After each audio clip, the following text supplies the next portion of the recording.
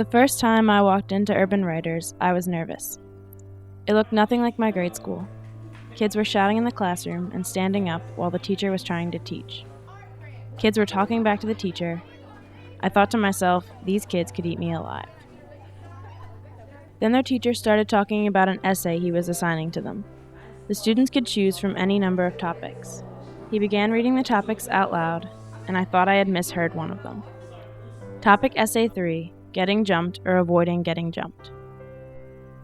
I must have heard incorrectly. These kids were in 8th grade. How could they have any idea about what getting jumped would be like? But no, I had heard correctly. Their teacher wanted them to write about getting jumped. The scariest part of any of this was that when I looked around the room, I didn't see any of the students bat an eye. They looked as though he hadn't asked anything out of the ordinary of them. I felt terrible about this. I was angered that children this young had to fear from being jumped right in the neighborhood where they live. I was sad that they had lost their innocence. I thought about my own neighborhood, the clean sidewalks, the sound of kids playing, the sound of safety. Then, I realized that I had never experienced getting jumped, or had to live with the fear that that could ever even happen to me.